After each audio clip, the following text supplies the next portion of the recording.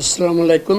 মাননীয় প্রধান উপদেষ্টা, গণপ্রজাতন্ত্রী বাংলাদেশ সরকার, আমি আপনার কাছে সুবিচার প্রার্থনা করছি। আমি একজন বীর মুক্তিযোদ্ধা, স্বাধীনতা যুদ্ধে সরাসরি অংশগ্রহণ করে এই দেশকে স্বাধীন করেছি। আমি স্বাধীন বাংলা ছাত্র সংগ্রাম পরিষদেরও অন্যতম সদস্য ছিলাম। ছাত্র জীবনে স্কুলের জেনারেল ক্যাপ্টেন ছিলাম, কলেজ ছাত্র সংসদের জিএস ছিলাম, বিবি ছিলাম এবং পরবর্তীতে ঢাকা মহানগর ছাত্রলীগের সভাপতি ছিলাম। বাংলাদেশের রপ্তানিমুখী শিল্প প্রতিষ্ঠান গার্মেন্টসের একজন উদ্যোক্তা। আমি বিএনপি সরকারের আমলে পরপর 5 বার সিআইপির খেতাব অর্জন করি। শ্রেষ্ঠ রপ্তানিকারক হিসেবে আমি পুরস্কৃত হই একাধিকবার। শিল্পায়নের জন্য আমি বুদ্ধিপুরাম থেকে স্বর্ণপদক লাভ করি। আমি মুক্তিযুদ্ধের অবদানের জন্য বিউবিডি বিশ্ববিদ্যালয় থেকে স্বর্ণপদক লাভ করি এবং একাধিক সামাজিক সাংস্কৃতিক প্রতিষ্ঠান থেকে আমার সামাজিক কর্মকাণ্ডের জন্য আমি পুরস্কৃত হই। আমি 96-তে আবার আওয়ামী লীগের মনোনয়ন নিয়ে আমি বৃহত্তম মিরপুরের সংসদ সদস্য নির্বাচিত হই, বাংলাদেশের দ্বিতীয় সর্বোচ্চ ভোট পেয়ে। আমি গত 30 বছর সংসদ সদস্য হিসাবে আমার নির্বাচনী এলাকায় আমি অত্যন্ত সুনামের সহিত কাজ করেছি। আমার নির্বাচন এলাকার এমন কোনো স্কুল, কলেজ, মসজিদ, মাদ্রাসা, এতিমখানা, মন্দির নেই যেখানে আমি সাহায্য সহযোগিতা করিনি। আমি অকাতরে সাহায্য করেছি। নিজের যা আয় করেছি তার সিংহভাগ আমি স্কুল, কলেজ, মসজিদ, মাদ্রাসা, এতিমখানার, মন্দির এগুলোর পিছিয়ে আমি ব্যয় করেছি। বাবা একজন সুনামধন্য আলেম ছিলেন, বাংলাদেশের একজন সুনামধন্য আলম ছিলেন। দেওবন্দ ইউনিভার্সিটি থেকে 1993 সালে গোল্ড মেডেলিস্ট হিসাবে তিনি দাওরাহ হাদিস পাশ করে বাংলাদেশে আসেন। বাবার আদর্শে অনুপ্রাণিত হয়ে বিভিন্ন স্কুল, কলেজ, মসজিদ, মাদ্রাসা, ধর্মীয় অনুষ্ঠানে আমি অকাতরে সাহায্য করে আসছি। আমার নির্বাচনী এলাকার কোনো ব্যবসায়ী, কোনো ঠিকাদার, কোনো প্রতিষ্ঠান বা কোনো ব্যক্তিবর্গ বলতে পারবে না যে আমি কারো কাছ থেকে 1 টাকা নিয়েছি বা কারো থেকে অবৈধভাবে কোনো অর্থ চাঁদা নিয়েছি, এই দুর্নাম আমার নেই। বাবার আদর্শে উদ্বুদ্ধ হয়ে অত্যন্ত সততার সাথে কাজ করতে আমি চেষ্টা করেছি। আপনার প্রতিষ্ঠান বৃহত্তম মিরপুরে আপনার অফিস এবং আপনার প্রতিষ্ঠান রয়েছে, আপনি নিজেও জানেন। আমি কোনো দিন সেখানে কোনো সময় যাইনি। আপনার সাথে আমার পরিচয় হয়েছিল বিল ক্লিন্টন যখন বাংলাদেশে আসেন, তার সম্বর্ধনা অনুষ্ঠানে আমি পাশাপাশি দাঁড়িয়েছিলাম। আপনার সাথে সেদিন আমার পরিচয় হয়েছিল। আমি অত্যন্ত অসুস্থ, আমার বয়স 74 বছর। আমি সব সময় সদা সত্য কথা বলি।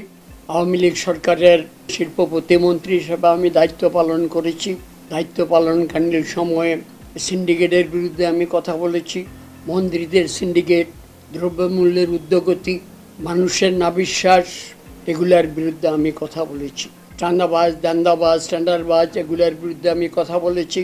আমি সংসদে দাঁড়িয়ে শিক্ষামন্ত্রী, বাণিজ্যমন্ত্রী, আমাদের আইনমন্ত্রী, আমাদের খাদ্যমন্ত্রী এদের বিরুদ্ধে আমি কথা বলেছি। আমি সালমান রহমানের সেই শেয়ার কেলেঙ্কারির কথা বলেছি এবং যারা আওয়ামী লীগের দুর্দিনে কোনো সময় দেখা যায়নি সেই সুদিনের পাখিদের বিরুদ্ধে আমি কথা বলার কারণে আমার উপর অনেক অত্যাচার নেমে আসে। আমি সব সময় স্পষ্ট কথা বলি এবং আমি আওয়ামী লীগের যেসব মন্ত্রী, এমপি যারা দুর্নীতি করে কোটি কোটি টাকা বানিয়েছে তাদের আমি বিচার দাবি করেছি। ছাত্র আন্দোলন যখন শুরু হয়, যেহেতু মাননীয় প্রধানমন্ত্রীর কাছে আমার যাওয়ার অনুমতি ছিল না, বিভিন্ন টেলিভিশনে প্রচারিত হয়েছে। আমি প্রাইম মিনিস্টারকে বলেছি আপনি অনতিবিলম্বে ছাত্রদের ডেকে এনে তাদের দাবি সহানুভূতির সহিত বিবেচনা করেন, মেনে নেন। শিক্ষকদের সাথে আলাপ আলোচনা করে তাদের দাবি মেনে নেন। সিনিয়র রাজনীতিবিদ, আইনজ্ঞ তাদের সাথে পরামর্শ করে আপনি দুর্নীতিবাজদের বিরুদ্ধে ব্যবস্থা নিন।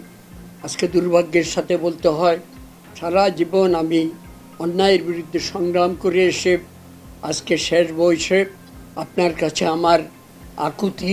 আমি তিলে তিলে ধামরাই থানার অন্তর্গত ফুটনগরে জলাশয় জায়গা ক্রয় করে এখন থেকে 40 বছর পূর্বে আমি একটি কৃষি গবাদি খামার আমি তৈরি করি, যার বর্তমান বয়স 40 বছর অধিক।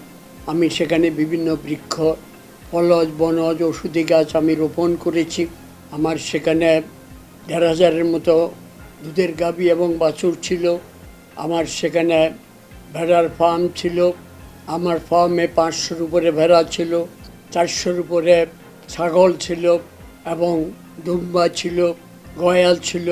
আমি বন বিভাগ থেকে হরিণ পালনের কমার্শিয়াল লাইসেন্স আমি গ্রহণ করি এবং সেখানে আমি চিড়িয়াখানা এবং সেনাবাহিনীর গল্ফ ক্লাব থেকে আমি ১৮টি হরিণ সংগ্রহ করি, যা বর্তমান সংখ্যা ২০০-র উপরে দাঁড়িয়েছে।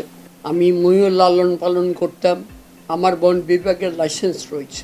অত্যন্ত দুঃখ পরিতাপের সাথে বলতে হয়, ৪০ বছর যে প্রতিষ্ঠানটিকে আমি লালন পালন করেছি, আমার এই প্রতিষ্ঠানটিকে আমার এই ছিল যে বাংলাদেশে একটি আমি দুবাইতে মিরাকেল গার্ডেন গিয়েছিলাম, সেখানে দেখেছি আমি ওই ধরনের একটি গার্ডেন করার পরিকল্পনা আমি নিয়ে এখানে কাজে হাত দিয়েছিলাম। দুঃখের সাথে বলতে হয়, ৫ই আগস্টের পরিবর্তনের পর আমার এই খামারের সমস্ত গরু, ছাগল, হাঁস, মুরগি সব লুটপাট করে নিয়ে যায়। পুকুরের কোটি কোটি টাকার মাছ লুটপাট করে নিয়ে যায়। এখনও লুটপাট চলছে। আমার সেই সেগুন, মেহগিনি গাছ যেগুলি আমি ৪০ বছর আগে রোপণ করেছি, সেসব গাছ সকাল বিকাল কেটে এগুলি নিয়ে যাওয়া হয়েছে, এখনও নিয়ে যাচ্ছে। গরিব অসহায় মানুষদের জন্য সেখানে আমি এতিমখানা করে দিয়েছি, মাদ্রাসা করে দিয়েছি, মসজিদ করে দিয়েছি। এতিমদের থাকা খাওয়ার প্রয়োজনীয় ব্যবস্থা আমি করেছি। কোনো রকমের কোনো সাহায্য সহযোগিতা ছাড়াই আমার নিজস্ব অর্থায়নে আমার বড় ছেলে এখন থেকে ৭ বছর পরে মৃত্যুবরণ করেছে, তার নামে ট্রাস্ট করে সেখানে এটি পরিচালিত হয়ে আসছিল। বাংলাদেশের একটি অন্যতম আধুনিক এতিমখানা, যেখানে ছেলেরা ঘরে মতো অবস্থায় থাকে, প্রত্যেকের জন্য পৃথক পৃথক খাট, ম্যাট্রেস এবং তাদের থাকা খাওয়া কাপড় চোপড় কোনো দান মাত্র নেই, কারো কোনো সহযোগিতা ছাড়াই এটি পরিচালিত হয়ে আসছিল। ২০০-র উপরে এতিম সেখানে ছিল। মাদ্রাসার দারুল হাদিস পর্যন্ত সেখানে ৩০০-র উপরে ছাত্র লেখাপড়া করত। এটি দুর্ভাগ্য যে সেখানকার কিছু সন্ত্রাসী, নাম জানা সন্ত্রাসী, মুসা ফকির, আইনাল, আনোয়ার, কাদের, এদের নেতৃত্বে আমার এই সমস্ত জিনিসপাতি লুট করে নিয়ে যাওয়া হয়। মাদ্রাসার ইতিমদেরকে মারধর করে বের করে দেওয়া হয়। মাদ্রাসার ছাত্রদেরকে বের করে দেওয়া হয়। মাদ্রাসার সমস্ত জিনিসপাতি লুটপাট করে নিয়ে যাওয়া হয়। এতিমখানার সমস্ত জিনিসপাতি লুটপাট করে নিয়ে যাওয়া হয়। এমনকি মসজিদের মাইক, ক্যাসি লুটপাট করে নিয়ে যাওয়া হয়। আমি যদি অপরাধ করে থাকি, অবশ্যই আমি মনে করি আমার বিচার হওয়া উচিত। আমার দৃঢ় বিশ্বাস, আমার পিতামাতার আশীর্বাদে আমি অন্তত খুব বলিষ্ঠভাবে বলতে পারি, আমি কোনো দুর্নীতির সাথে কোনো দিন জড়িত ছিলাম না। আমি কোনো দুর্নীতি করি নাই। আমার নির্বাচনী এলাকায় আমি কাউকে রাজনৈতিক দৃষ্টিভঙ্গিতে দেখি নাই। বিএনপি, জামাত যেই এসেছে আমি তাদের সবার সাহায্য সহযোগিতা করতে আমি চেষ্টা করেছি। কারো প্রতি আমি অবিচার করিনি।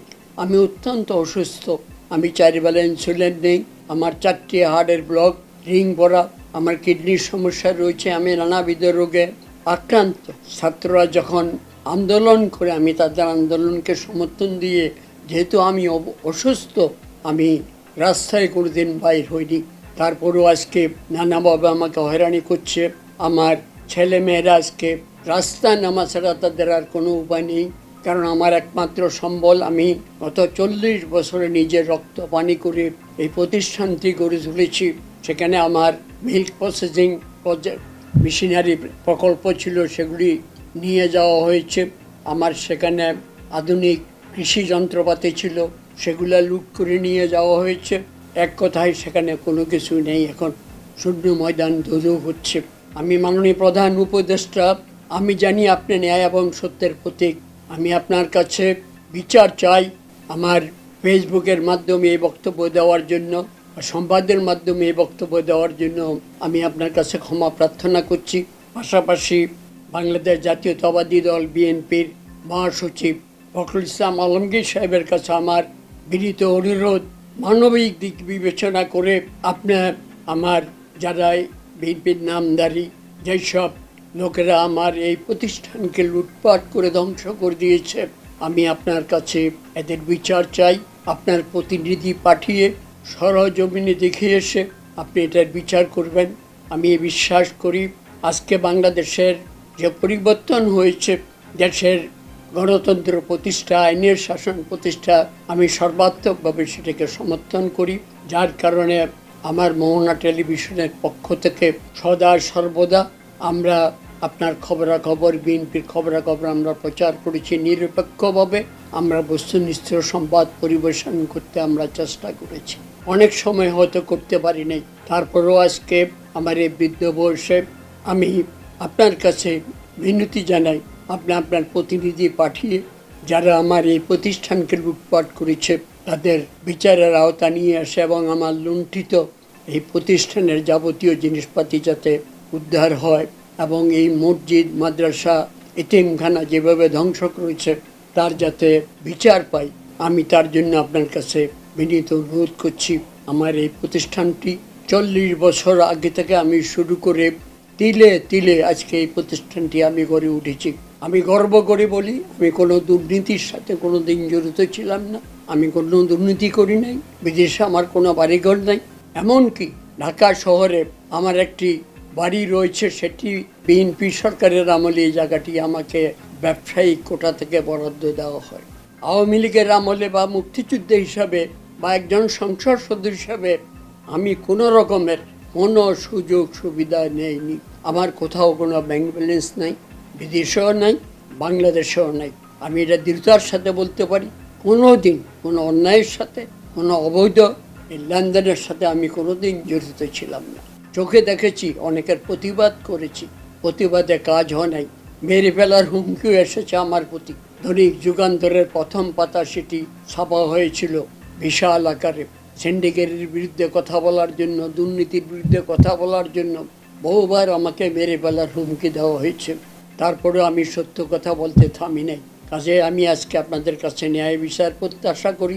আমি যদি কোনো অন্যায় করি, আমার বিচার আপনারা করেন, আইনের মাধ্যমে করেন। আমি আপনার দলের বা অন্য কোনো দলের কোনো নেতা কর্মীকে কোনো রকমের হয়রানি করি নাই, নির্যাতন করি নাই, মামলা দেই নাই। প্রয়োজনে আমার নির্বাচনী এলাকা বৃহত্তম মিরপুরে যে কোনো আপনার দলের যে কোনো নেতা কর্মীকে থেকে খবর নিতে পারেন। আমি কোনো সময় তাদেরকে কোনো, বরং আমি যতটুকু পেরেছি আমি সহযোগিতা করেছি তাদেরকে। যারা বিপদগ্রস্ত ছিলেন আমি তাদেরকে সহযোগিতা করেছি। আজকে তাই আমার প্রার্থনা, এই শেষ বয়সে, জীবনের শেষ লগ্নে এসে আপনাদের কাছে আমার আকুল আবেদন, আমার পরিবারকে রক্ষা করেন, আমার ছেলে মেয়েদেরকে রক্ষা করেন। আল্লাহ হাফেজ। আসসালামু আলাইকুম রহমতুল্লাহ।